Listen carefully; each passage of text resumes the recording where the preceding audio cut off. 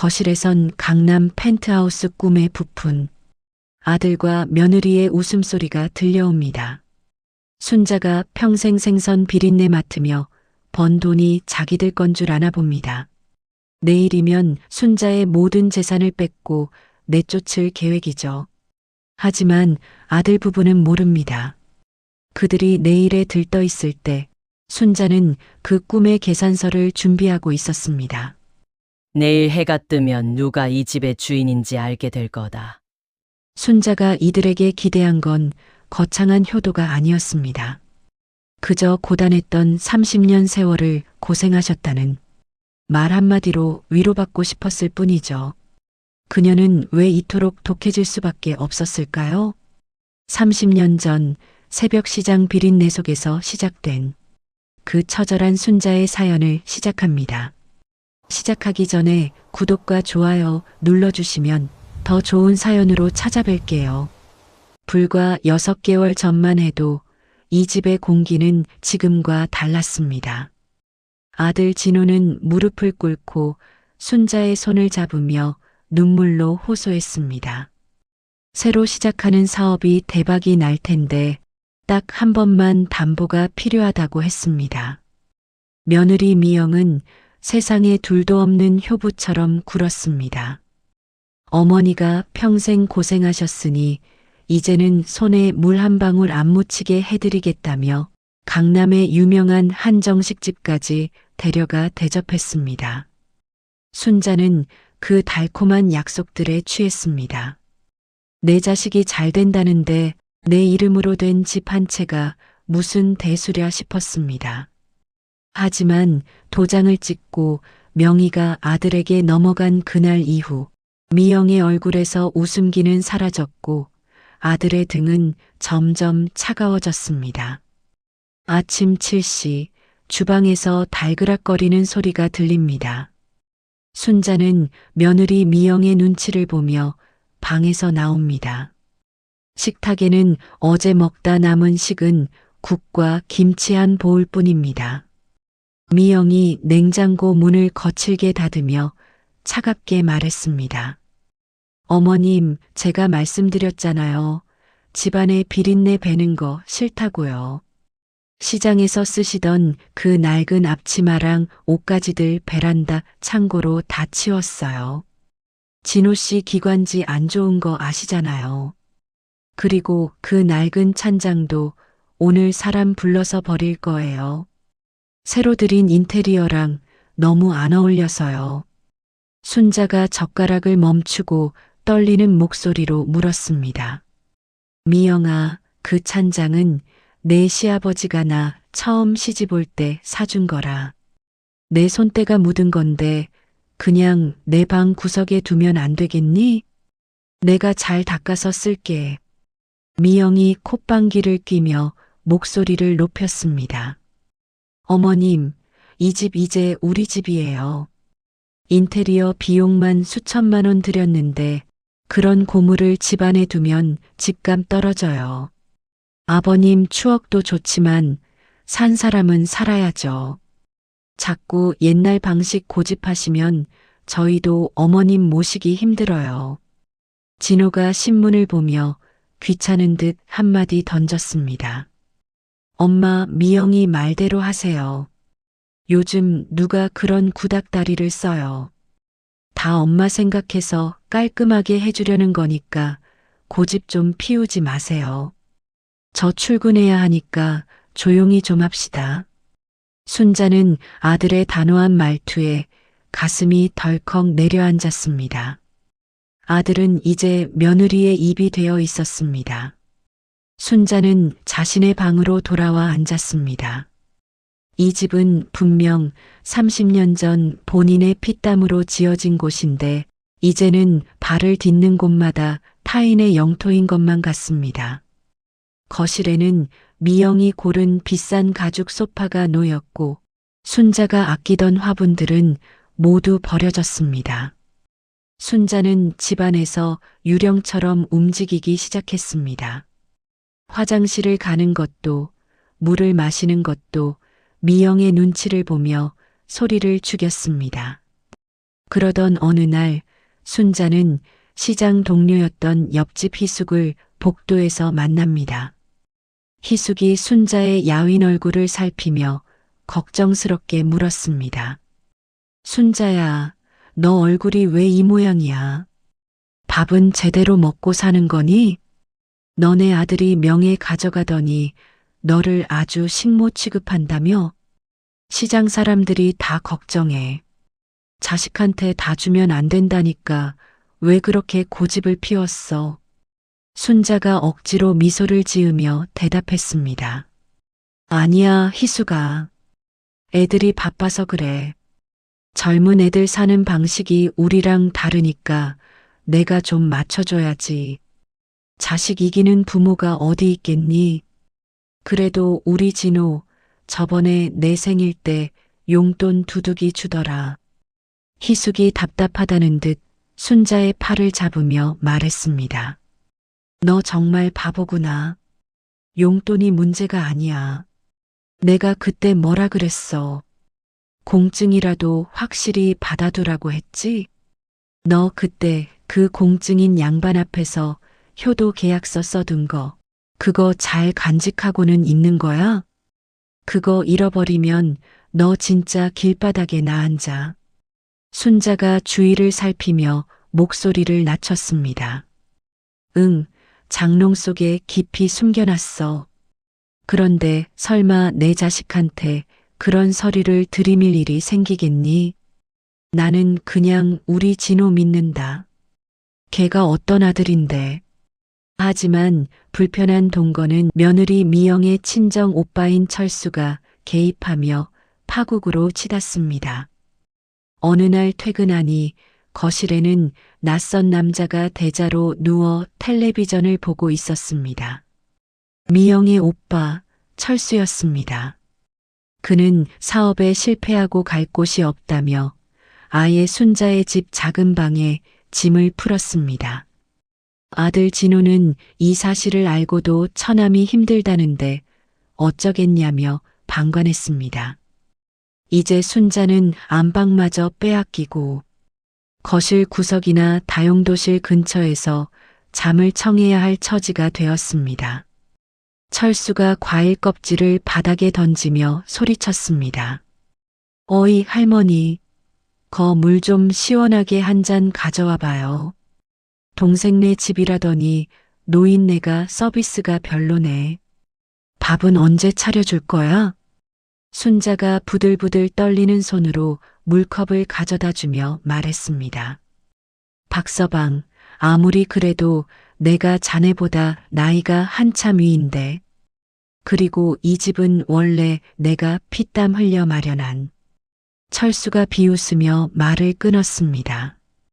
원래 같은 소리 하고 있네. 지금 등기부 등본 떼면 누구 이름으로 나오는지 알아요? 내 매제 진호 이름이야. 당신은 그냥 얹혀 사는 노인네라고. 주제 파악 좀 하시지? 내 동생 미영이가 당신 요양원 안 보내고 데리고 있는 것만으로도 감사해야지. 미영이 방에서 나오며 거들었습니다. 오빠 어머님한테 너무 그러지 마. 그래도 우리 진호 씨 낳아주신 분인데. 어머님, 오빠가 사업 망해서 예민해서 그래요. 이해하시고 저기 베란다에 쌓인 짐 좀 정리해 주세요. 오늘 부모님 오신다니까 집안 꼴 좀 깨끗하게 하고요. 순자는 그날 밤 차가운 베란다 바닥에 앉아 밤하늘을 보았습니다. 눈물조차 나오지 않았습니다. 자식을 위해 모든 것을 내어준 끝이 이런 멸시와 조롱이라니. 하지만 그녀를 더 무너뜨린 것은 문틈으로 들려온 아들 진호의 목소리였습니다. 진호는 미영과 함께 순자의 거취를 논의하고 있었습니다. 진호가 낮은 목소리로 속삭였습니다. 미영아, 진짜 요양원으로 보내야 할까? 그래도 엄마 건강하신데. 주변 사람들 눈도 있고. 미영이 날카롭게 쏘아붙였습니다.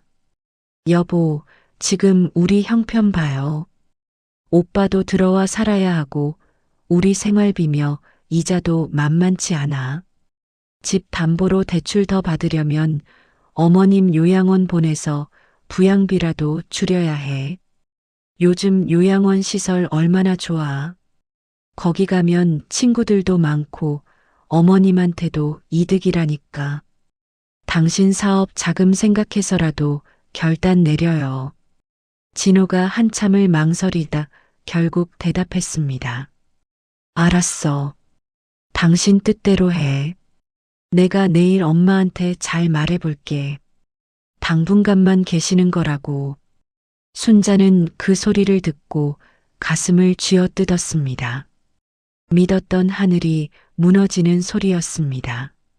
그녀는 조용히 일어나 장롱 속 낡은 서류 뭉치를 꺼냈습니다. 그리고 친구 희숙이 알려준 번호로 떨리는 손을 눌러 전화를 겁니다.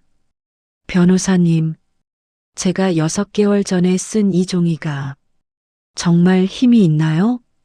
제 아들이 저를 요양원에 보내려 합니다. 저는 어떻게 해야 합니까? 순자의 눈에서 비로소 뜨거운 눈물이 뺨을 타고 흘러내립니다. 그것은 슬픔의 눈물이 아니라 자신을 지키기 위한 마지막 결의의 눈물이었습니다. 다음 날 아침 순자는 평소와 다르게 깔끔하게 옷을 차려입고 집을 나섭니다.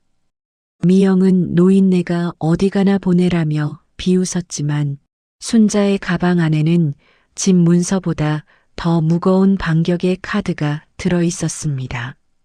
순자가 차가운 바람을 맞으며 변호사 사무실을 다녀온 그날 저녁입니다. 지친 몸을 이끌고 아파트 현관문을 열자마자 코를 찌르는 역한 담배 연기와 함께 거실 한복판에 널브러져 있는 낯선 등산화 한 켤레가 보였습니다. 순자의 가슴이 불길한 예감으로 방망이질 쳤습니다. 평생을 닦고 광을 내서 발을 디디면 미끄러질 듯 깨끗했던 거실 바닥에는 과자 부스러기와 술병들이 굴러다니고 있었습니다. 순자는 떨리는 손으로 자신의 안방 문을 열었습니다. 그곳에는 아들 진호와 며느리 미영 대신 미영의 친정 오빠인 철수가 속옷 차림으로 순자의 침대에 누워 텔레비전을 보고 있었습니다. 남편이 살아생전 귀하게 사주었던 작의 농 위에는 철수의 지저분한 옷가지들이 아무렇게나 걸쳐져 있었고 방 안에서는 역한 냄새가 진동했습니다. 순자가 평생을 지켜온 신성한 공간이 단 몇 시간 만에 유린당한 것입니다. 순자가 기가 막혀 부들부들 떨리는 목소리로 물었습니다. 박서방, 자네가 왜 여기 있는가? 이 방은 내 방이고 내 짐들이 그대로 있는데 대체 이게 무슨 해괴한 짓인가? 자네가 왜 내 침대에 누워 있는 거야? 철수가 귀찮다는 듯 고개를 돌리며 코를 팠습니다. 아, 할머니 오셨어요? 미영이가 말 안 했나 보네. 나 이제부터 여기서 지내기로 했어요. 사업 망하고 갈 데 없는데 여동생 집에서 좀 지내겠다는데 뭐가 문제예요? 아, 그리고 할머니 짐들은 저기 베란다 구석에 다 옮겨놨으니까 거기 가서 찾아보시던가요. 먼지가 많아서 대충 던져뒀으니 깨진 게 있어도 내 탓은 마죠. 미영이 주방에서 사과를 깎으며 유난스럽게 소리를 내며 걸어 나왔습니다. 어머님 오셨어요? 우리 오빠가 지금 사정이 좀 딱하게 됐잖아요. 진호 씨도 어차피 한 가족인데 천암 모른 척 할 수 없다고. 허락한 일이니까 너무 노여워 마세요. 어머님은 이제 거실 옆 다용도실 개조한 방에서 지내시면 돼요. 거기 저희가 짐 다 옮겨놨고 아늑하고 햇볕도 가끔 들더라고요. 순자가 가슴을 쥐어뜯으며 미영을 쏘아보았습니다. 미영아, 내가 어떻게 나한테 이럴 수 있니? 이 집은 내가 너희 고생하지 말라고 내 피땀을 다 쏟아서 준 거 아니냐? 내가 시장에서 생선 비린내 맡아가며 이 집 마련할 때 너희가 보태준 게 뭐가 있다고. 그런데 이제 나보고 세탁기 돌아가는 다용도실로 가라고? 미영이 사과를 아삭소리 나게 씹으며 차갑게 대꾸했습니다. 어머님, 자꾸 옛날 이야기 좀 하지 마세요. 명의가 누구 건지 잊으셨나 본데 여기 법적으로는 진호 씨 집이에요. 저희가 호의로 모시고 있는 거라고요. 아버님 돌아가시고 갈 곳 없는 어머님 걷어준 게 누구인데요? 자꾸 주인 행세하시면 우리 오빠 성격 무서운 거 아시죠? 조용히 지내시는 게 좋으실 거예요. 저 오빠 성질 나면 저도 못 말려요. 순자는 결국 차가운 다용도실로 쫓겨났습니다. 세탁기가 돌아갈 때마다 방 전체가 덜덜거리고 벽면에서는 쾌쾌한 곰팡이 냄새가 올라오는 좁고 습한 공간이었습니다. 순자는 베란다 구석에 짐짝처럼 팽개쳐진 자신의 짐 보따리를 하나둘 정리했습니다. 남편과의 소중한 추억이 담긴 낡은 앨범은 며느리가 쓰레기 취급을 했는지 보이지 않았고 손때 묻은 반지꼬리암은 바닥에 떨어져 깨진 채 굴러다니고 있었습니다. 순자는 좁은 바닥에 앉아 소리 없이 울었습니다. 하지만 그 눈물은 예전처럼 슬퍼서 흘리는 눈물이 아니었습니다. 자식에게 배신당한 어미의 처참한 절규였고 며느리와 아들이 저지르는 이만행을 뼈에 새기겠다는 도끼 어린 다짐의 눈물이었습니다. 밤이 깊어 아들 진호가 퇴근했고 순자는 마지막 희망을 걸고 아들을 붙잡았습니다. 순자가 진호의 양복 소매를 잡으며 애원하듯 말했습니다. 진호야, 너 정말 알고 있었니? 박서방이 내 방을 차지하고 내 애미가 세탁기 옆에서 잠을 자는 걸 알고도 가만히 있는 거냐? 너는 내 아들 아니냐? 내가 어떻게 이럴 수 있어? 나한테 이 집은 그냥 집이 아니라 내 인생이야. 진호가 어머니의 손을 귀찮다는 듯 거칠게 뿌리치며 외면했습니다. 엄마, 제발 좀 그만하세요. 저 지금 회사 일로 머리가 터질 것 같아요. 처남이 저번에 제 사업 자금 융통해 준 거 아시잖아요. 그 은혜 갚으려면 이 정도는 감수해야죠. 엄마가 조금만 참으면 집안이 조용한데 왜 자꾸 며느리랑 싸워서 저를 힘들게 하시는 거예요? 저보고 어쩌라는 겁니까? 순자가 허망한 표정으로 아들을 바라보았습니다. 은혜?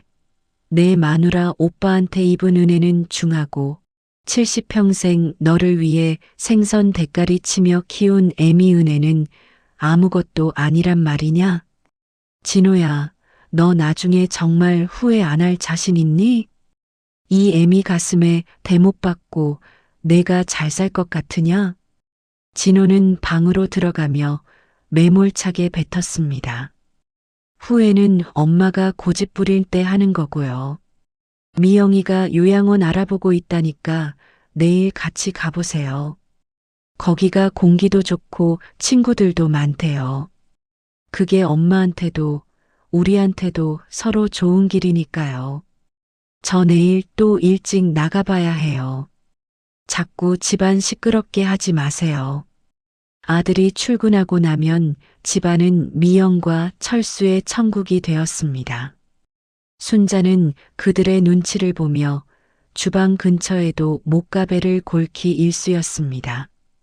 그러던 어느 날 오후 순자는 거실에서 미영이 누군가와 은밀하게 통화하는 내용을 듣게 됩니다. 미영은 평소의 가식적인 목소리와는 전혀 다른 소름 끼치도록 냉혹한 목소리로 돈 이야기를 하고 있었습니다. 순자는 숨을 죽이고 세탁기 뒤편 그늘진 곳에 몸을 숨겼습니다.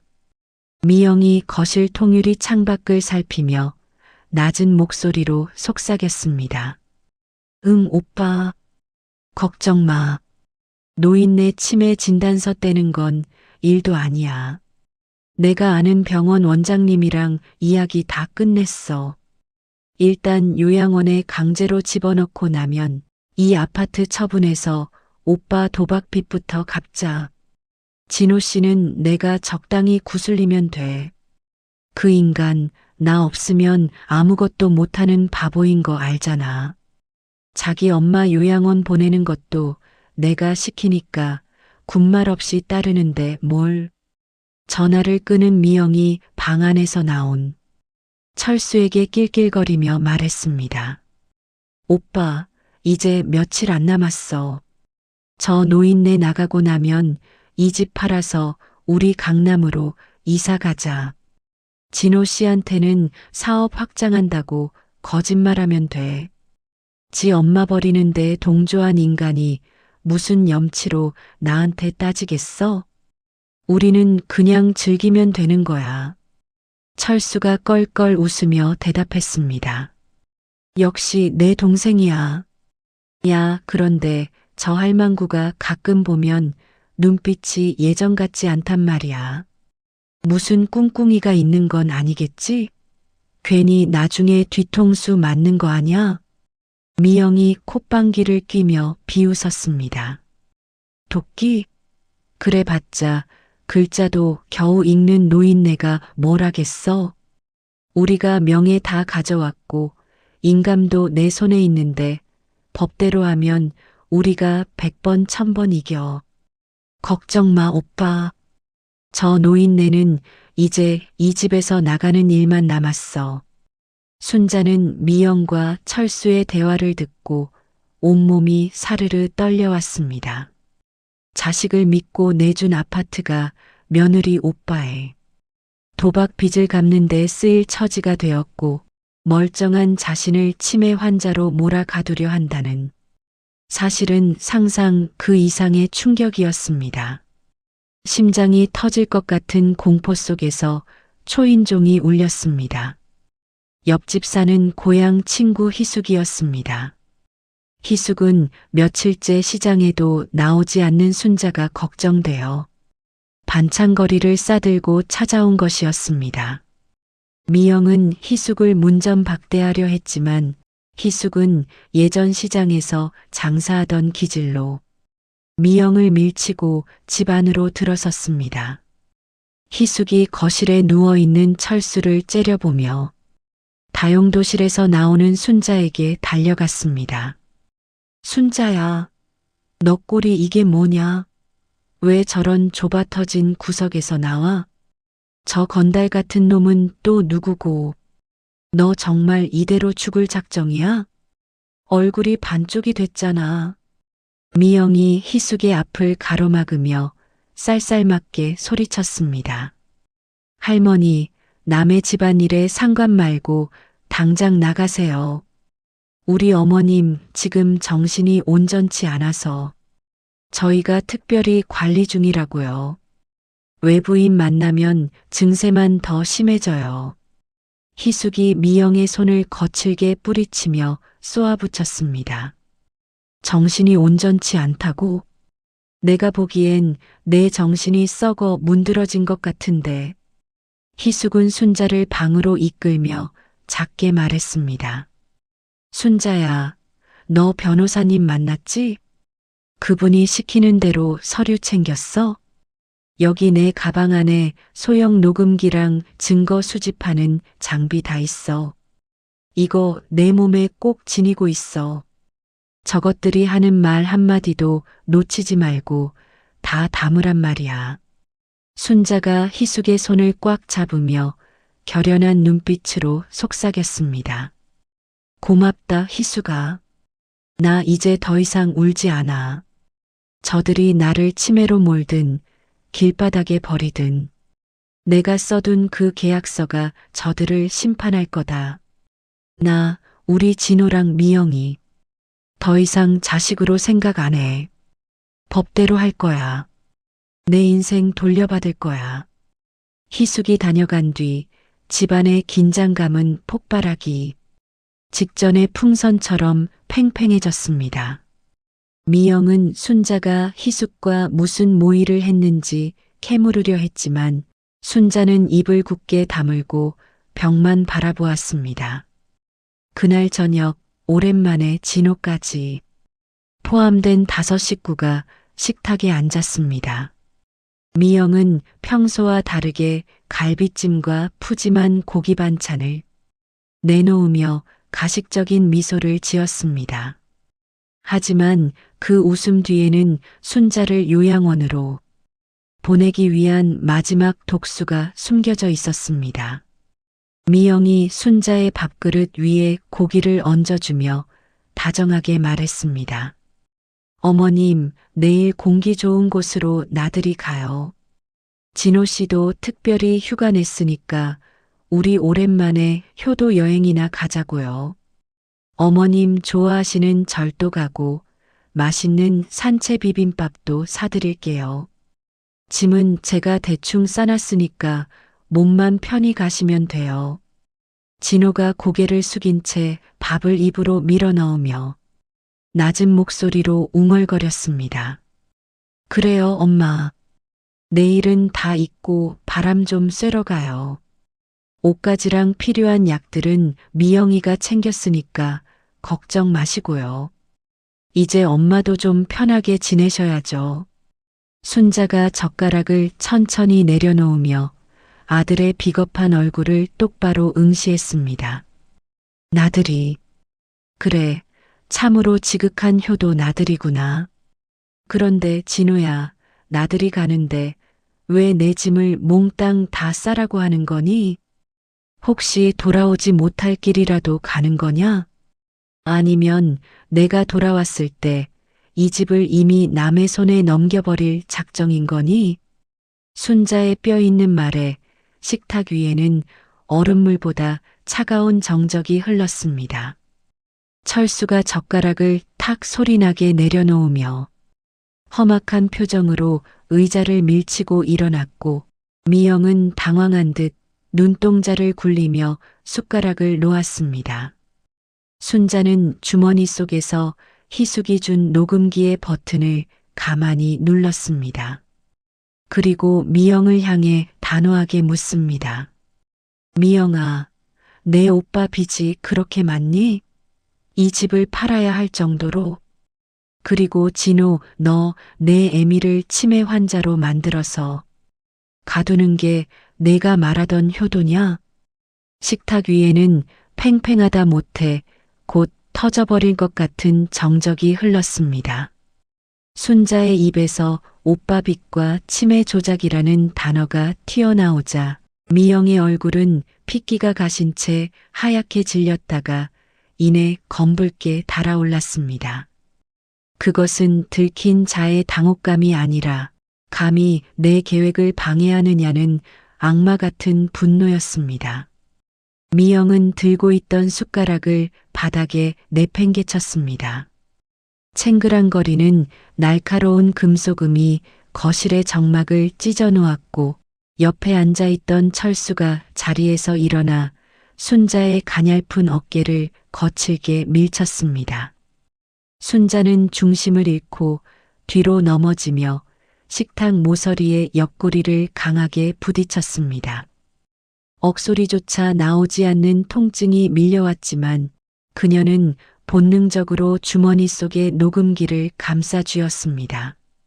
거실 천장의 형광등 불빛이 오늘따라 잔인하게 밝아 자식들의 일그러진 얼굴을 낱낱이 비추고 있었습니다. 철수가 바닥에 침을 뱉으며 험악하게 소리쳤습니다. 이 노인네가 진짜 곱게 보내주려니까 노망이 났나? 이 할망구야. 우리가 좋게 말할 때 예의하고 갈 것이지. 어디서 감히 뒷조사를 하고 다녀. 당신이 그 녹음기니 뭐니 들고 있어봐야 경찰이 누구 말을 믿을 것 같아?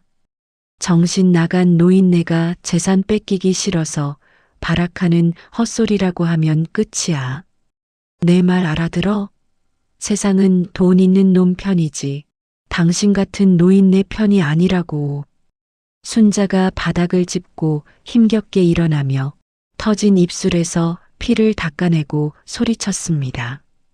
박서방, 이놈. 남의 귀한 아들 꼬드겨서 인생 망쳐놓고 이제는 내 집까지 팔아먹으려고? 진호야, 너는 보고만 있을 거냐?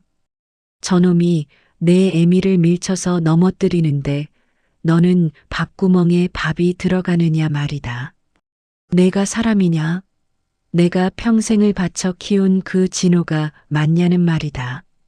진호가 머리를 감싸 쥐고 식탁을 쾅 내려치며 절규했습니다. 아, 제발 좀 그만하세요. 엄마는 왜 자꾸 일을 크게 만들어서 사람을 미치게 만들어요? 미영이가 오빠 빚 갚아주는 거, 그게 결국 우리 집안 살리는 길이라니까요. 엄마가 이 아파트 명에 넘겨줄 때 다 내 마음대로 하라고 하셨잖아요.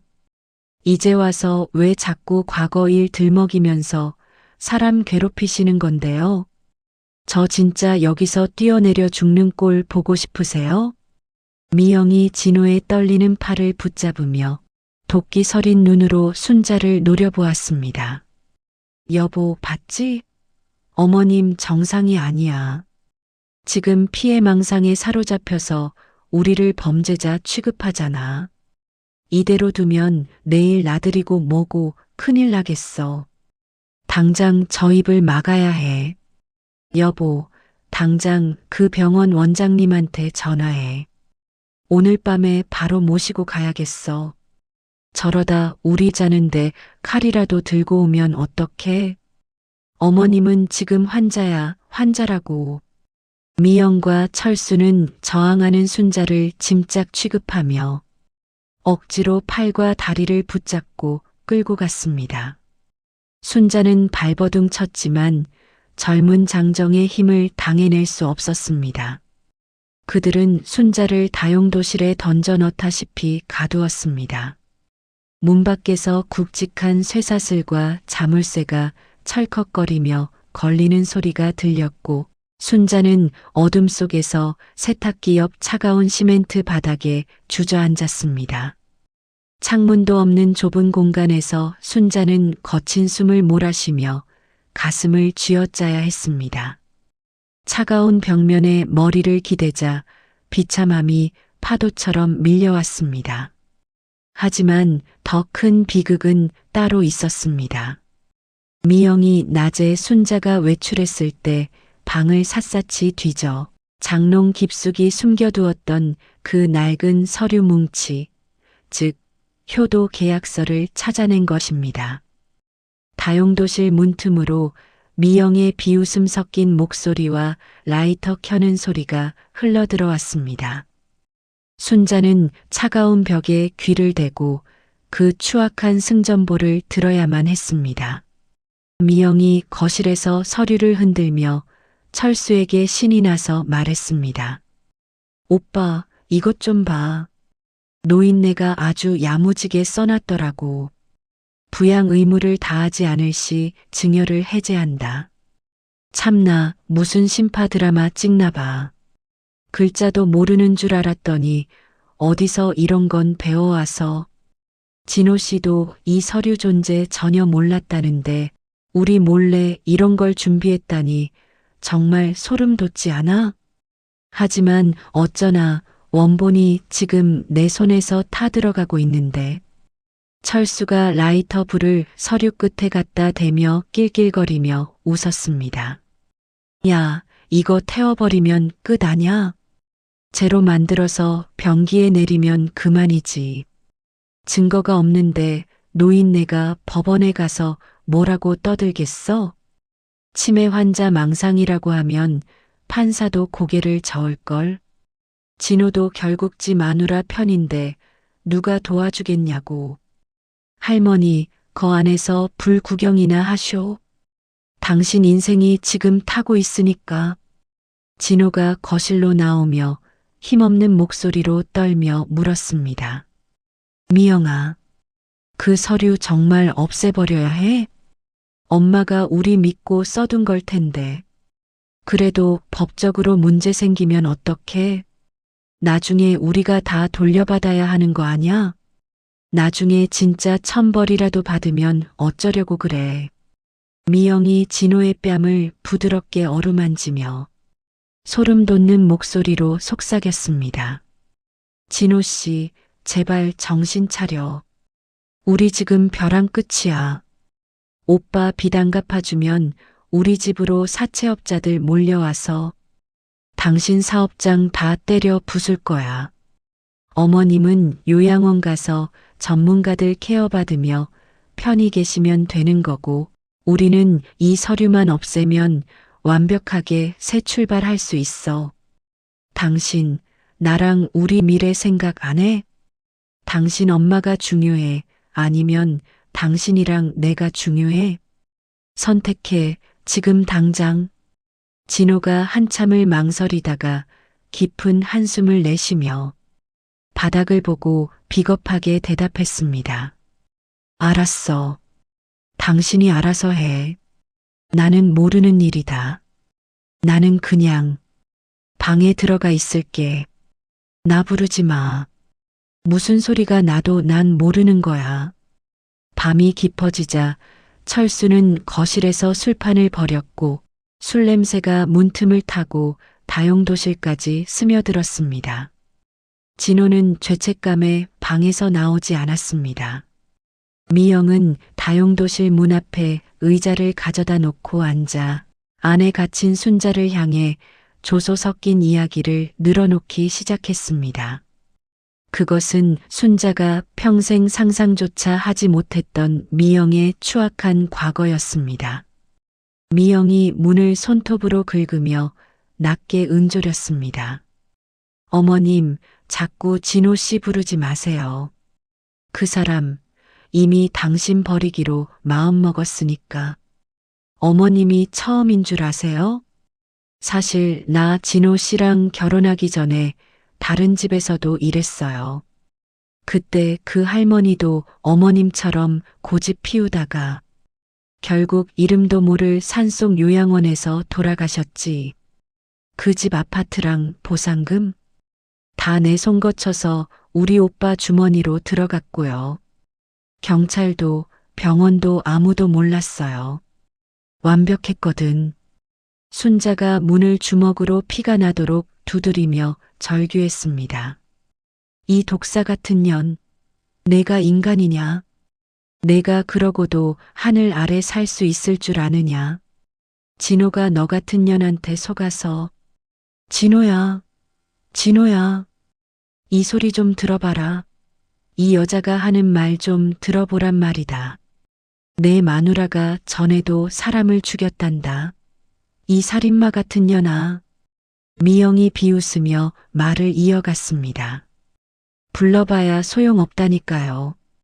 진호 씨도 사실 은연중에 알고 있을걸요? 그 사람 자기 사업 망했을 때 내가 그 집 재산 가져와서 메꿔준 거 다 알면서도 모른 척 눈 감아줬으니까. 어머님 아들도 결국 공범이에요. 돈 앞에서는 효도고 뭐고 없다는 거 진호 씨가 몸소 보여주고 있잖아요. 내일 아침이면 구급차가 올 거예요. 어머님은 거기 타기만 하면 돼요. 다시는 이 집 구경 못 하실 텐데 마지막으로 작별 인사라도 하시지 그래요? 아, 저승 가서 시아버지 만나면 내 안부나 전해줘요. 미영은 순자의 효도 계약서를 불태웠다고 생각하며 승리에 도취해 있었습니다. 하지만 미영이 간과한 것이 하나 있었습니다. 바로 순자의 시장 동료 희숙이었습니다. 희숙은 시장 바닥에서 험한 꼴 다 보며 자란 베테랑이었습니다. 낮에 순자의 집을 방문했을 때 희숙은 이미 집안 분위기가 심상치 않음을 직감했고 미영이 희숙을 밀칠 때 슬쩍 순자의 주머니에 녹음기뿐만 아니라 초소형 위치 추적기와 복사본 서류도 다용도실에 넣어두었습니다. 사실 순자는 변호사를 만났을 때 원본은 안전하게 은행 금고에 맡겨두고 집에는 미영을 낳기 위한 정교하게 제작된 가짜 원본을 가져다 두었던 것입니다. 희숙은 아파트 주차장 차 안에서 순자의 몸에 심어둔 도청 장치를 통해 미영에 소름 끼치는 과거 고백까지 모두 실시간으로 녹음하고 있었습니다. 희숙이 차 안에서 헤드셋을 벗으며 손을 부르르 떨었습니다. 이 천벌 받으련 놈들. 세상에 어찌 이런 일이 있을 수 있단 말이냐.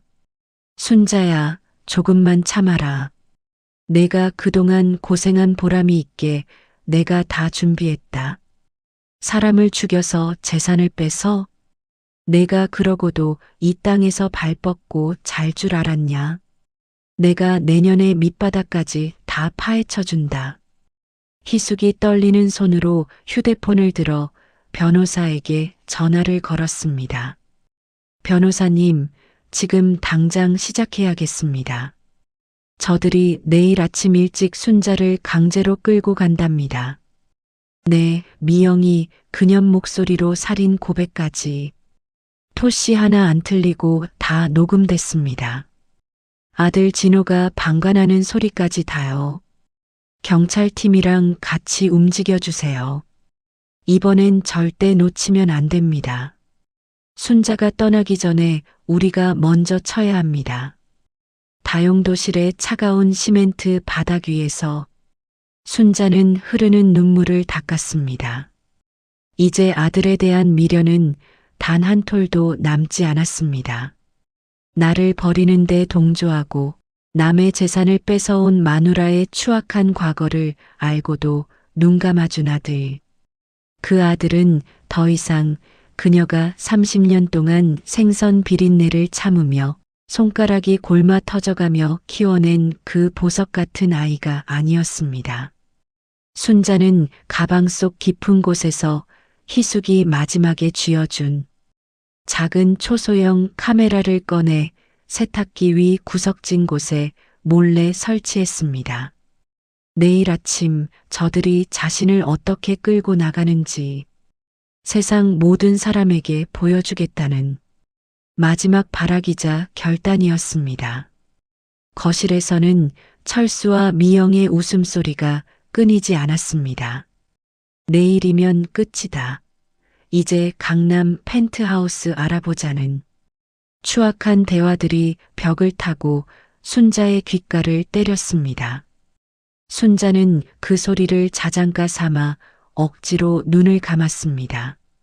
내일의 전투를 위해 기운을 차려야 했기 때문입니다. 순자가 어둠 속에서 낮게 하지만 서늘하게 응조렸습니다. 진호야, 미영아. 너희가 내 인생을 통째로 삼켰다고 생각하느냐? 천만에. 너희가 오늘 밤 태운 건 내 마음이지 내 정당한 권리가 아니다. 내일 아침 해가 뜨면 누가 이 집의 진짜 주인인지 누가 짐승인지 똑똑히 보여주마. 오냐, 어디 끝까지 가보자꾸나. 애미가 어떤 사람인지 똑똑히 보여주마. 너희를 낳고 기른 내 손으로 직접 끝내주마. 어느덧 새벽 5시 30분. 아파트 단지 정문에 요란한 사이렌 소리 대신 조용히 경광등만 켠 구급차 한 대가 미끄러지듯 들어옵니다. 미영은 밤을 꼬박 세운 듯 충혈된 눈으로 현관문을 열어젖혔습니다.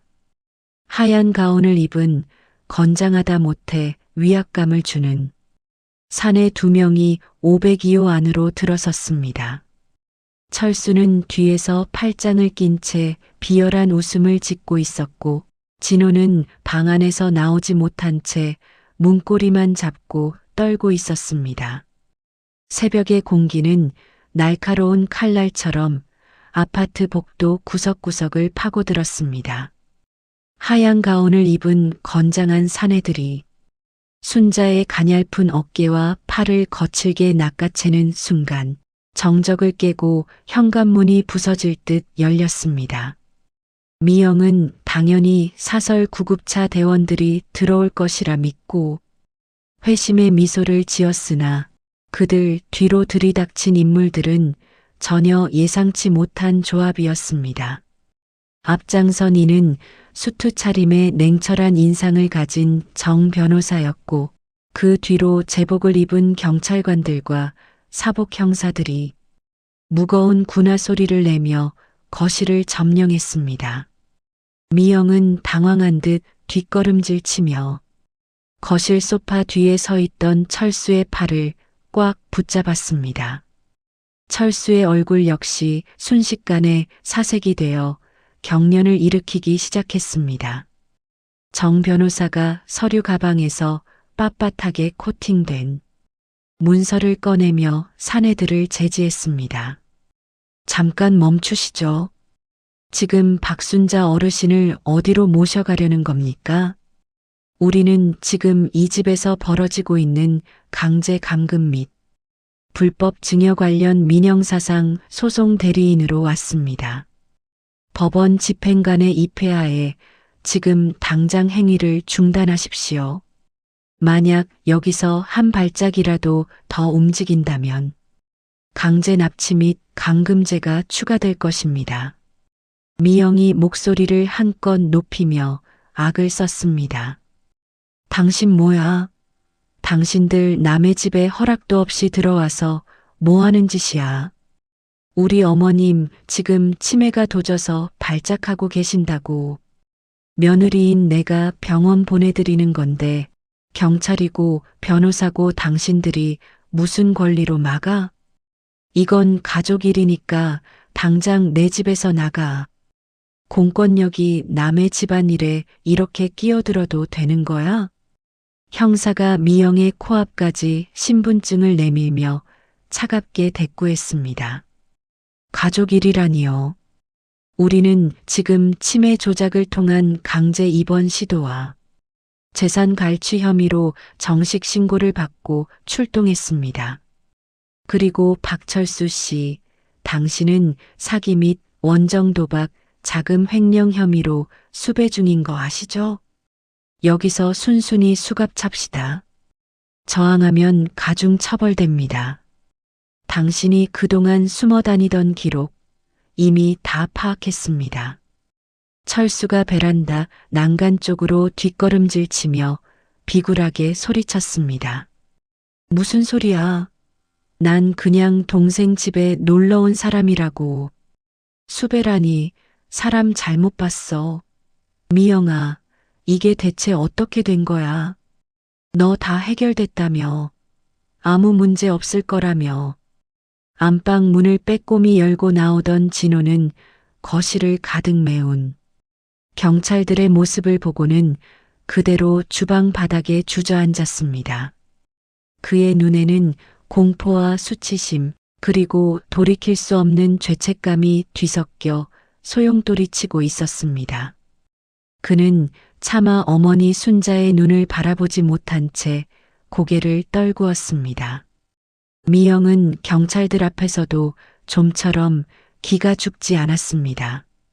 어제 자신이 순자의 효도 계약서를 라이터 불로 직접 태워 변기물에 흘려보냈기 때문입니다. 증거가 사라졌으니 아무리 변호사가 온들 소용없을 것이라 믿는 미영의 눈에는 도끼가 가득했습니다. 그녀는 오히려 경찰들에게 순자가 미친 노인이라며 손가락질을 해댔습니다. 하지만 순자는 사내들의 손뿌리를 뿌리치고 천천히 아주 당당하게 일어나 정 변호사 곁으로 걸어갔습니다. 순자의 표정은 수십 년 풍파를 견뎌낸 바다처럼 차분하고 단단했습니다. 미영이 비웃음을 흘리며 경찰들에게 외쳤습니다. 증거 있어요?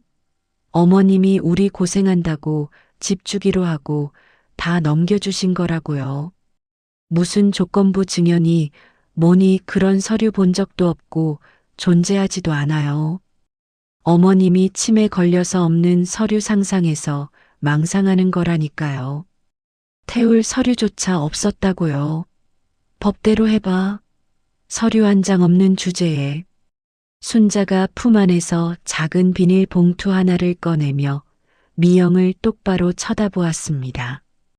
미영아, 내가 어젯밤에 그 소중한 듯 태워버린 서류. 그거 진짜라고 믿었니? 글자도 제대로 모르는 까막눈 노인네라고 나를 그렇게 무시하더니 내가 태운 건 내가 미리 준비해둔 가짜 복사본이었단다. 진짜 원본은 이미 6개월 전부터 정 변호사님 사무실 금고에 안전하게 보관되어 있었어. 내가 시장 바닥에서 30년을 생선 대가리 치며 버텼는데 너 같은 불효시한테 내 인생을 통째로 넘겨줄 줄 알았느냐. 정 변호사가 원본 서류와 함께 붉은 인장이 찍힌 공증 서류를 펼쳐 보였습니다. 여기 박순자 어르신이 증여 당시 작성한 부양조건부 증여 계약서 원본입니다. 수증자가 증여자를 학대하거나 부양 의무를 다하지 않을 시 이 증여는 즉시 무효로 하며 소유권은 즉시 반환한다는 조항이 명확히 명시되어 있습니다. 어제 저녁 당신들이 어르신을 다용도실에 가두고 내뱉은 폭언과 공모 내용은 이미 녹취되어 증거로 확보되었습니다. 미영의 안색이 순식간에 잿빛으로 변했습니다. 그녀는 입을 벌린 채 아무 말도 하지 못했습니다. 자신이 완벽하게 승리했다고 믿으며 춤추던 그 순간이 사실은 순자가 파놓은 거대한 덫이었음을 깨닫는 데는 그리 오랜 시간이 걸리지 않았습니다. 옆에 서 있던 철수 역시 다리가 풀린 듯 소파에 털썩 주저앉았습니다.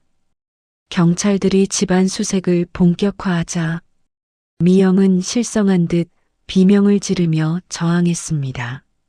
하지만 형사가 내민 휴대폰 속 영상과 녹음 파일 앞에서는 뼈마디가 녹아내리는 듯한 무력감을 느껴야 했습니다. 그것은 고향 친구 희숙이 사전에 설치해둔 도청 장치와 순자가 다용도실 세탁기 위에 숨겨둔 초소형 카메라에 담긴 적나라한 기록이었습니다. 특히 미영이 어젯밤 철수와 술잔을 기울이며 낄낄거렸던 전 시어머니의 의문사에 관한 고백은 현장에 있던 모든 이들의 피를 얼게 만들었습니다. 거실에 모인 경찰들도 믿기지 않는다는 듯 미영을 쳐다보았습니다.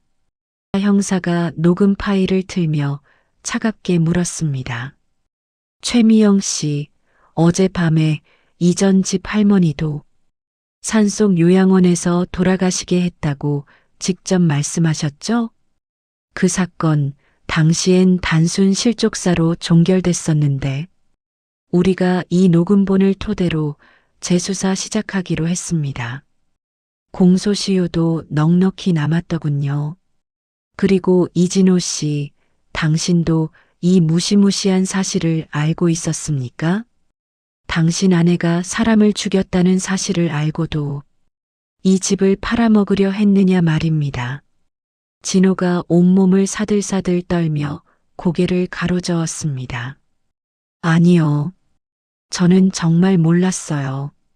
그냥 미영이가 전 시댁이랑 잘 정리하고 보상금 받아왔다고만. 저는 정말 몰랐습니다. 믿어주세요, 형사님. 저도 이 여자한테 속은 겁니다. 순자가 바닥에 엎드린 아들에게 다가가 남은 힘을 다해 뺨을 강하게 내리쳤습니다. 짝 하는 날카로운 소리가 거실의 공기를 가르며 울려 퍼졌습니다. 이 못난 놈아, 모른다고? 내 마누라가 사람을 죽인 살인마라는 걸 눈치도 못 챘단 말이냐? 아니, 너는 알고 싶지 않았던 거겠지. 내 사업 자금 챙길 생각에 내 마누라가 가져올 돈뭉치에 눈이 멀어서 내 애미 피눈물은 외면했던 거 아니냐? 내가 그러고도 내 뱃속으로 낳은 내 아들이야. 내 아버지가 무덤에서 벌떡 일어나시겠다. 미영이 갑자기 실성한 듯 웃음을 터뜨리며 머리카락을 헝클어뜨렸습니다. 그래, 내가 그랬어.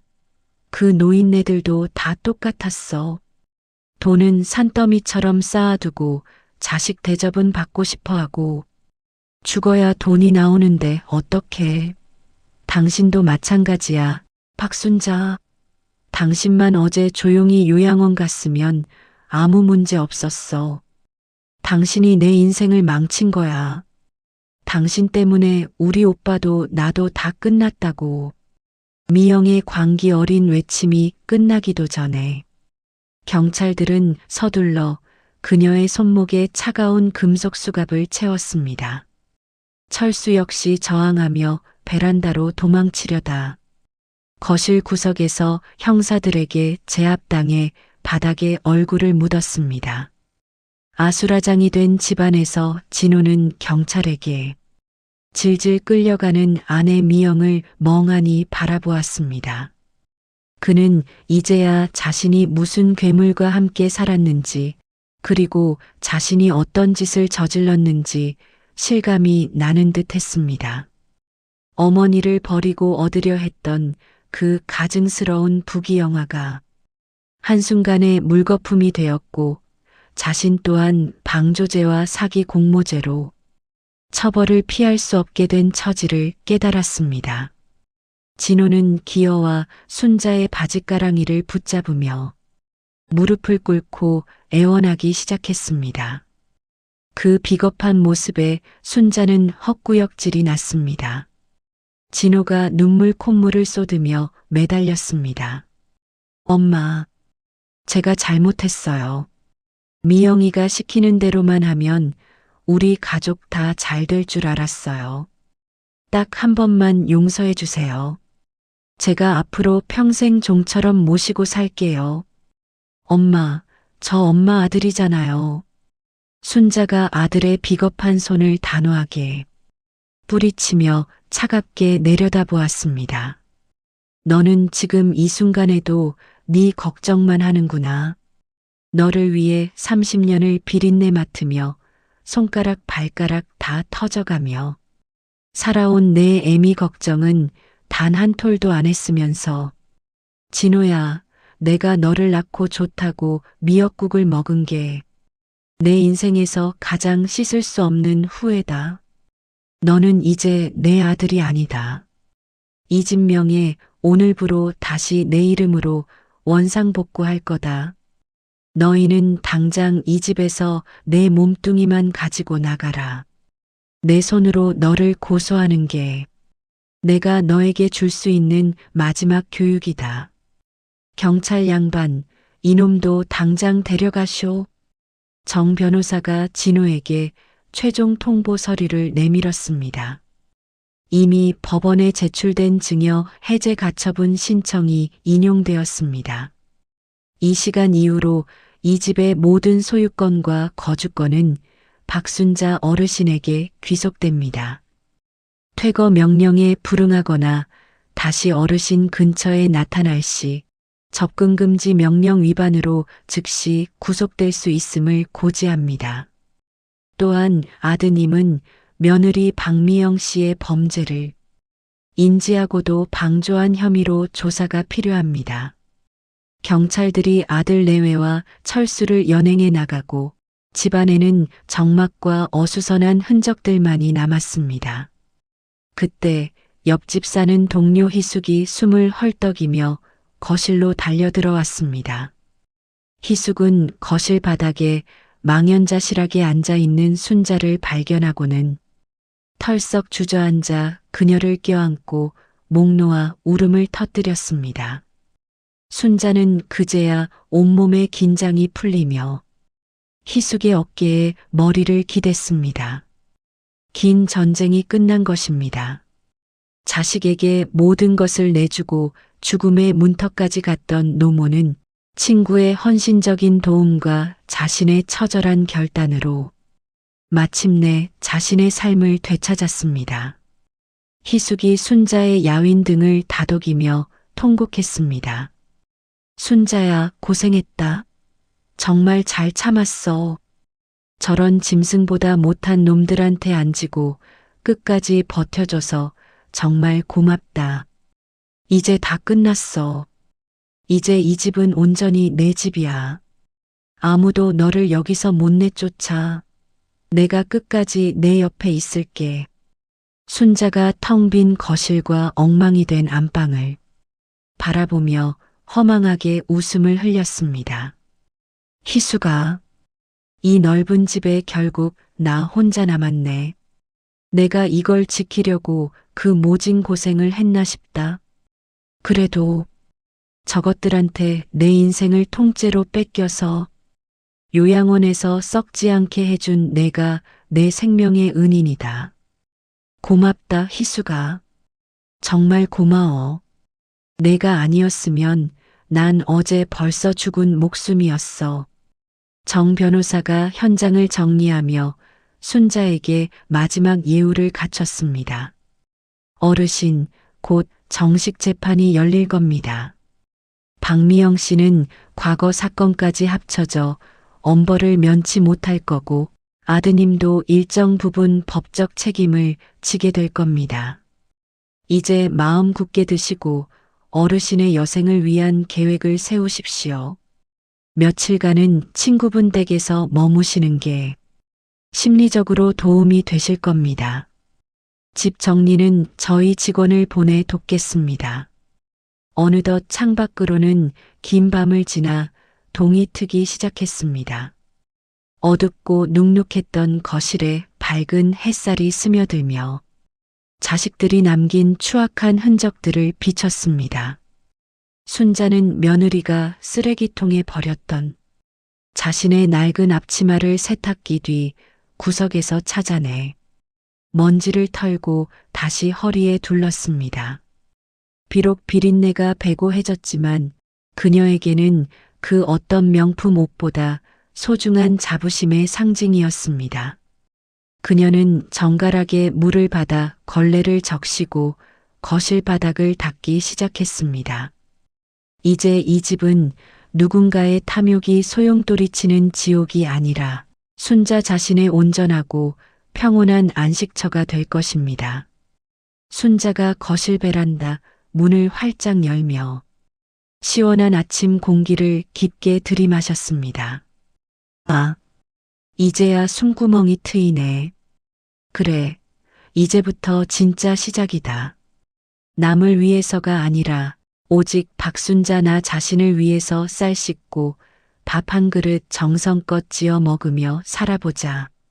자식이 뭐고 돈이 뭐냐? 내 마음 하나 편하고 내 몸 누울 방 한 칸 있는 게 최고인 것을 이제야 비로소 알겠다. 진호야, 잘 가라. 내 아들은 이제 죽었다. 아들과 며느리가 차가운 수갑을 차고 집을 떠난 지 일주일이 흘렀습니다. 순자의 아파트는 폭풍이 휩쓸고 간 자리처럼 정막만이 감돌았습니다. 거실 바닥을 닦고 또 닦아도 미영과 철수가 머물던 자리에서는 탐욕의 악취가 가시지 않는 것만 같았습니다. 순자는 거실 창문을 온종일 열어두고 차가운 새벽바람을 맞았습니다. 몸은 자유를 얻었으나 가슴속 깊은 곳에 박힌 배신의 파편은 숨을 쉴 때마다 그녀를 찔러댔습니다. 그러던 어느 비 내리는 오후였습니다. 회색빛 하늘에서 쏟아지는 빗줄기가 창문을 두드리는 소리만 가득하던 거실에 날카로운 초인종 소리가 울려 퍼졌습니다. 순자는 문손잡이를 잡은 손을 바들바들 떨었습니다. 또다시 미영의 사주를 받은 누군가가 찾아온 것일까? 아니면 아들의 빚쟁이들이 들이닥친 것일까?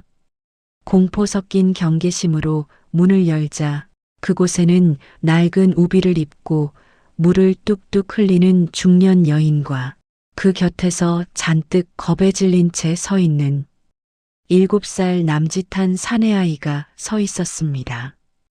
여인의 손에는 미영의 날카로운 필체가 분명한 낡은 쪽지 한 장이 들려 있었습니다. 낯선 여인이 고개를 숙이며 젖은 목소리로 말했습니다. 혹시 이진호 씨 어머니 되시나요? 갑작스럽게 찾아뵈어 정말 면목이 없습니다. 저는 미영이가 결혼 전 지방에서 낳아 몰래 버렸던 아이를 지금까지 키워온 먼 친척입니다. 미영이가 구치소에 들어가면서 마지막으로 연락이 왔어요. 이제 자기는 인생 끝났으니 이 아이만큼은 할머니 곁으로 보내달라고요. 진호 씨 아이는 아니지만 그래도 미영이 핏줄 아닙니까? 저는 더 이상 키울 형편이 안 돼요. 염치불구하고 이 빗길을 뚫고 찾아왔습니다. 순자가 대못이 박힌 듯한 가슴을 부여잡으며 비명을 지르듯 소리쳤습니다. 이게 무슨 천인공노할 소리요. 그 독한 년이 끝까지 나를 괴롭히려고 작정을 했구먼. 내 아들 인생 망쳐놓고 이제는 제 자식까지 나한테 떠넘겨. 내가 왜 그년의 업보를 거두어야 한단 말이오. 당장 가요. 나는 이제 그 집안 사람이라면 이름만 들어도 진저리가 나니까. 내 집에서 당장 이 아이 데리고 나가란 말이오. 아이가 순자의 낡은 치맛자락 끝을 가만히 잡으며 울음을 참는 작은 목소리로 음조렸습니다. 할머니, 배고파요. 할머니 집에 가면 맛있는 밥 주신다고 했는데 저 많이 안 먹을게요. 말도 잘 들을게요. 그냥 여기 있게만 해주세요. 밖은 너무 추워요. 아이의 맑고 투명한 눈망울이 순자의 매정한 시선과 마주쳤습니다. 그 순간 순자의 서슬 퍼런 마음 한구석이 거대한 얼음이 갈라지듯 무너져 내렸습니다. 미영은 뼈가 저리도록 증오스러웠고 그녀의 자식이라는 사실만으로도 몸서리가 쳤지만 그 죄 없는 아이의 굶주린 눈빛은 50년 전 시장 바닥에서 굶주리며 아들을 등에 업고 생선을 팔던 젊은 날의 자신의 모습과 너무나도 닮아 있었습니다. 아이의 작은 손은 얼음장처럼 차가웠고 젖은 어깨는 마치 버려진 강아지처럼 가늘게 떨리고 있었습니다. 순자는 차마 아이의 손을 매정하게 뿌리치지 못하고 길게 한숨을 내쉬며 주방으로 향했습니다. 그것은 증오를 이긴 동정이었고 어미로서 버릴 수 없었던 마지막 연민이었습니다. 순자는 미영의 아이를 거두기로 결정합니다. 순자는 아이를 잠시 옆집 희숙의 집에 맡기고 무거운 발걸음으로 구치소 면회실을 향했습니다. 차가운 강화 유리병 너머로 마주한 아들 진호는 일주일 사이 몰라보게 수척해져 있었고 퀭한 눈에는 초점이 없었습니다. 푸른 수의를 입은 아들의 모습은 초라하기 그지없었으나 순자의 눈에는 더 이상 측은함이 보이지 않았습니다. 진호는 어머니를 보자마자 유리벽에 머리를 찌우며 짐승처럼 울부짖었습니다. 용서를 빌고 발악을 하며 살려달라고 애원했습니다. 하지만 순자의 눈빛은 깊은 겨울 바다처럼 차갑고 고요했습니다. 그녀는 오늘 이곳에 아들을 용서하러 온 것이 아니었습니다. 마지막 남은 인연의 찌꺼기를 깨끗이 치우고 가슴속에서 아들을 장사 지내러 온 것이었습니다. 진호가 유리벽을 주먹으로 치며 절규했습니다. 엄마, 제발 한 번만 살려주세요. 제가 정말 눈이 멀었었어요. 미영이 그 독한 년이 저를 속이고 가스라이팅 한 거예요. 저 여기서 나가면 정말 엄마 발바닥이라도 닦으며 평생 속죄하며 살게요. 탄원서 한 장만 써주세요. 네. 엄마 아들 여기서 썩어 죽는 거 보고 싶으세요? 순자가 차분하지만 서늘한 목소리로 아들의 말을 잘랐습니다. 진호야, 너는 끝까지 내 아니만 걱정하는구나. 내 마누라가 밖에서 아이까지 낳아버려 두고 너를 이용했다는 사실을 알고도 너는 여전히 그 여자 탓만 하는구나. 너도 그 탐욕에 눈이 멀어 내 애미를 요양원에 쳐넣으려 한 공범이야. 내가 오늘 온 건 내가 내 아파트에 마지막까지 걸어둔 신락 같은 권리를 깨끗이 포기하라는 서류에 도장 찍게 하러 온 거다. 이게 내가 너에게 주는 마지막 잡이다. 진호가 당황하며 떨리는 목소리로 물었습니다. 명의는 이미 엄마한테 갔잖아요. 뭘 또 포기하라는 거예요? 저 나중에 나가면 발 붙일 곳은 있어야 하잖아요. 엄마, 저 길바닥에서 죽으라는 거예요? 순자가 서류를 유리창 밑 틈새로 밀어넣으며 단호하게 말했습니다. 내가 사업한답시고 이 집 담보로 받은 대출금, 그거 내가 감옥에서 나와서 내 피땀으로 평생 갚아라. 나는 이 집 팔 거다. 팔아서 너에게는 단 한 푼의 유산도 단 한 평의 땅도 주지 않을 생각이다. 이제 내 인생의 진호라는 아들은 죽었다.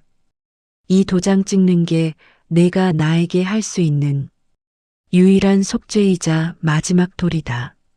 안 찍으면 내 처의 과거 죄까지 다 파헤쳐서 법정 최고형을 받게 하마. 진호는 망설이며 어머니의 서늘한 눈치를 살피다 결국 체념한 듯 도장을 찍었습니다. 순자는 도장이 찍힌 서류를 챙겨 뒤도 돌아보지 않고 면회실을 빠져나왔습니다. 긴 복도를 걸어 나오는 순자의 어깨 위로 수십 년간 짊어졌던 어머니라는 이름의 무거운 쇠사슬이 비로소 요란한 소리를 내며 끊어지는 기분이었습니다. 그녀는 처음으로 아들이 아닌 자신을 위해 숨을 쉬었습니다. 순자는 결단을 내렸습니다. 아들이 탐내고 며느리가 자신을 죽이려 했던 그 32평 아파트는 더 이상 안식처가 아니었습니다. 벽지마다 스며든 배신의 기억과 거실 구석구석에 남은 가식적인 웃음소리를 지울 길이 없었기 때문입니다. 그녀는 정 변호사의 도움을 받아 아파트를 금매로 내놓았습니다.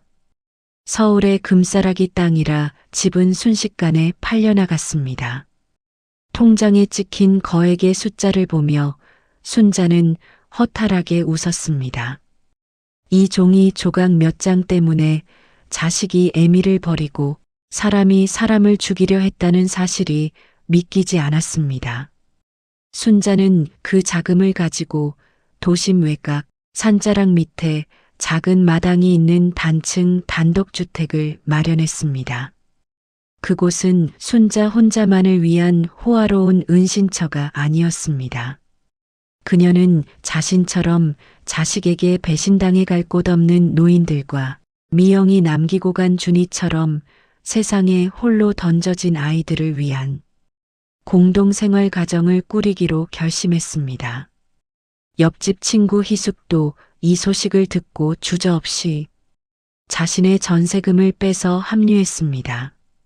두 노인은 시장 바닥에서 잔뼈가 굵은 실력을 발휘해 집 앞마당에 자갈을 깔고 작은 채소밭을 일구며 정갈한 식탁을 차릴 준비를 마쳤습니다. 희숙이 호미질을 하며 이마에 땀을 닦고 순자에게 물었습니다. 순자야, 너 정말 후회 안 하겠어? 그 금쪽 같은 아파트를 팔아서 이런 산동네로 오고 자식한테 줄 돈 한 푼 안 남기고 이렇게 다 써버려도 정말 괜찮겠냐고. 나중에 우리가 몸이라도 크게 아파서 드러누우면 어쩌려고 그래. 노인네가 돈 없으면 자식보다 무서운 게 병원비야. 순자가 상추 모종을 조심스레 심으며 환하게 웃었습니다. 희수가 나 죽을 때 그 돈 보따리 싸들고 갈 거 아니잖니. 내 자식 키워보니 뼈저리게 알겠더라. 돈 물려주는 게 사랑이 아니라 내 이름으로 당당하게 살아가는 모습을 보여주는 게 진짜 사랑이라는 걸. 이제 나는 누구의 엄마가 아니라 박순자로 살 거야.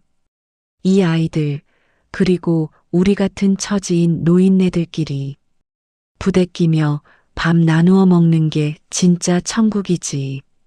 돈 보따리 쥐고 방 안에서 아들 전화 기다리는 게 무슨 인생이야. 그건 살아있는 송장이지. 준이라고 이름 붙인 아이가 뛰어와 순자의 흙 묻은 손을 잡으며 외쳤습니다. 할머니, 저기 담벼락 밑에 노란 꽃이 피었어요. 제가 아침에 물 줬는데 진짜 예뻐요. 할머니 보여주려고 안 꺾고 기다렸어요. 순자가 아이를 품에 꽉 껴안으며 대답했습니다. 그래, 장하구나 우리 준이. 꽃이 아주 예쁘게 피었어. 이제 여기가 우리 집이다. 아무도 우리를 쫓아내지 못하고 아무도 우리를 속이지 못하는 진짜 우리 집. 여기서 할머니랑 오래오래 살자꾸나. 몇 달 뒤 법정에서 미영은 징역 15년의 중형을 최종 선고받았습니다.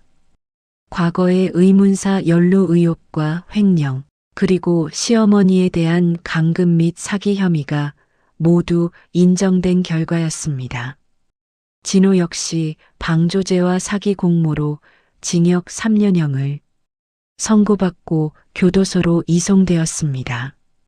순자는 재판 결과에 대해 무덤덤했습니다. TV 뉴스에 짧게 나온 그들의 이름조차 이제는 먼 나라 이야기처럼 들렸습니다. 어느 날 순자의 황혼 쉼터에 낯선 소포가 하나 도착했습니다. 미영이 교도소에서 보낸 편지였습니다. 편지에는 자신의 죄를 뉘우친다는 가증스러운 거짓말 대신 자신이 숨겨두었던 비자금이 들어있는 비밀 계좌의 위치가 적혀 있었습니다. 자신의 아이를 맡아준 것에 대한 대가라며 아이 앞으로 써달라는 부탁과 함께였습니다. 순자는 그 편지를 한참 동안 차가운 눈으로 바라보았습니다. 순자가 편지를 읽고 씁쓸한 표정으로 희숙에게 말했습니다. 이 여자가 끝까지 나를 시험하는구나. 이 돈이면 우리 쉼터 건물을 하나 더 사서 더 많은 외로운 사람을 도울 수 있겠지. 하지만 희수가 이 돈은 누군가의 피눈물과 목숨으로 만든 돈이잖아. 누군가의 목숨값일지도 모르는 이 더러운 돈을 내가 어떻게 받겠니? 나는 이 돈 한 푼도 내 손에 묻히지 않을 거다. 그게 내가 인간으로서 지킬 마지막 자존심이야. 희숙이 고개를 끄덕이며 진지하게 물었습니다. 그럼 어떡할 건데? 그 큰 돈을 그냥 버릴 수도 없잖아. 국가에 귀속시키기에는 또 아깝고 뭔가 좋은 방법이 없을까? 순자가 단호한 어조로 대답했습니다. 변호사님 불러서 미영이 때문에 피해 입었던 그전 시댁 유가족들 낱낱이 찾아서 다 돌려줄 거다. 남은 건 고아들을 위한 장학재단에 기부하고 말이야. 나는 우리 밭에서 키운 배추 팔아서 번 돈만 가질 거야. 그래야 내 잠자리가 편안하고 내 영혼이 깨끗해질 것 같아. 내 말 맞지? 자식한테 물려줄 건 돈이 아니라 깨끗한 이름이어야지. 시간은 무심한 듯 흘러 어느덧 쉼터에도 노란 단풍이 드는 가을이 되었습니다.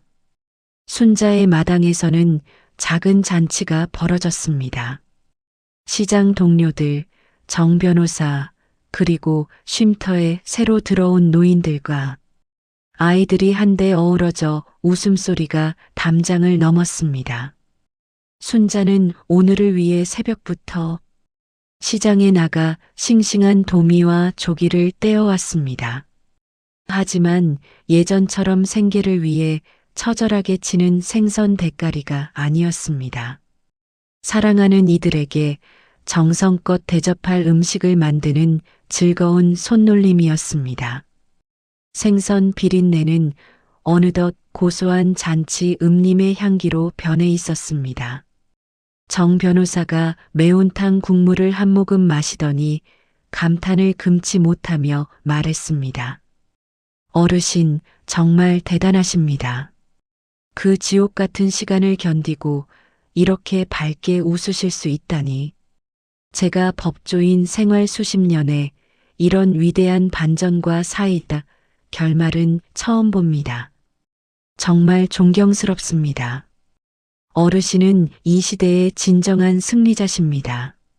순자가 인자한 미소를 지으며 앞치마에 손을 닦고 대답했습니다. 변호사님, 내가 이긴 게 아니에요. 그냥 내 마음속에 있던 엄마라는 미련과 자식에 대한 집착이라는 도끼를 뺀 것뿐이지요. 자식이라는 이름의 무거운 족쇄를 풀고 나니 이제야 세상이 제대로 보입디다.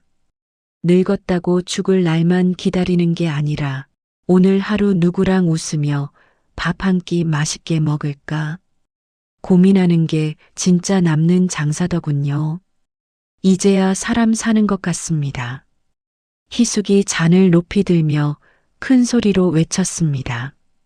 자, 우리 순자의 제2의 인생을 위해서 그리고 자식 등살에 밀려 밤잠 설치는 이 땅의 모든 노인네들의 해방을 위해서 시원하게 건배합시다. 고생했다 순자야. 즐거웠던 잔치가 끝나고 모두가 돌아간 깊은 밤입니다. 순자는 마당 평상에 앉아 밝게 떠오른 보름달을 바라봅니다. 준이는 순자의 무릎을 베고 쌕쌕거리며 잠이 들었습니다. 순자는 아이의 부드러운 머리카락을 쓰다듬으며 깊은 생각에 잠깁니다. 만약 그때 내가 아들을 끝까지 믿고 바보처럼 요양원에 끌려갔더라면 지금쯤 나는 어느 차가운 병실 구석에서 벽만 보고 절망하고 있었겠지. 그녀는 자신의 굽은 손마디를 가만히 만져봅니다. 30년 생선 비린내가 지독하게 배어있던 그 손은 이제 흙냄새와 꽃향기가 나는 고귀한 손이 되었습니다. 순자는 문득 주머니에서 작은 수첩 하나를 꺼냈습니다. 거기에는 쉼터 식구들의 이름과 오늘 먹은 식단, 그리고 내일 시장에서 사야 할 물건들이 빼곡하게 적혀 있었습니다. 까막눈이라며 미영에게 무시당하던 그녀가 이제는 매일 밤 자신의 일상을 기록하며 스스로의 삶을 증명하고 있었습니다. 순자가 허공을 향해 조용히 하지만 당당하게 응조렸습니다. 영감, 저 하늘에서 보고 있소? 나 잘했지? 우리 아들 망쳤다고 나 원망하지 마소. 걔는 자기가 판 구덩이에 스스로 빠진 것뿐이니까. 나 이제 박순자로 잘 살다가 갈게. 나중에 영감 만날 때 전혀 부끄럽지 않게. 내 인생 참 잘 살았다고, 내 손으로 내 노후 지켰다고 당당하게 말할 수 있게 말이요. 아들 대신 이 수많은 사람의 애미가 되어 살다가 갈 테니 영감도 거기서 나 기쁘게 기다려주소. 우리 부모님들 맛있는 거 있으면 내 입보다 자식 입에 먼저 넣어주고 새 옷 한 벌 사고 싶어도 자식 등록금 보태느라 낡은 옷 꿰매 입으며 사셨잖아요. 내가 조금 덜 먹고 더 고생하면 내 자식은 남들 앞에 기 안 죽고 잘 살겠지. 그 마음 하나로 굽은 허리 두드려가며 버텨오신 거 알아요. 그런데요, 우리가 사랑이라는 이름으로 내 전부를 자식에게 주는 게 정말 자식을 위한 길일까요? 어쩌면 우리는 자식에게 부모의 희생이라는 너무 무거운 짐을 지우고 있는 건지도 모릅니다. 부모가 가진 게 아무것도 없으면 자식은 효도를 하고 싶어도 그 마음이 어느새 무거운 의무가 되고 때로는 오늘 본 진호처럼 부모를 짐으로 여기게 되는 비극이 생기기도 합니다. 자식에게 모든 것을 주는 게 답이 아니라는 말은 자식을 사랑하지 말라는 뜻이 아닙니다. 나를 지킬 최소한의 울타리마저 자식에게 넘겨주는 순간 우리는 자식의 양심을 시험하게 된다는 뜻입니다. 부모가 당당하게 자기 삶을 꾸려갈 경제력이 있고 마음의 여유가 있어야 자식도 부모를 한 명의 존엄한 인간으로 존경하고 사랑할 수 있습니다. 할머니가 아파트를 되찾고 나서야 비로소 숨을 쉬셨던 것처럼 여러분의 손에 쥔 그 열쇠는 자식에게 줄 선물이 아니라 여러분의 마지막 자존심이자 안전장치입니다. 나 죽으면 다 내 거다라는 말보다는 나도 내 인생 멋지게 살 테니 너도 내 힘으로 살아라라고 말씀하시는 게 오히려 자식을 강하게 만들고 부모 자식 간의 정을 오래 지키는 길입니다. 이제는 자식 걱정 조금만 내려놓으시고 여러분 자신을 위해 돈도 쓰시고 좋은 것도 보러 다니세요. 부모가 행복해야 자식 마음도 편안한 법입니다.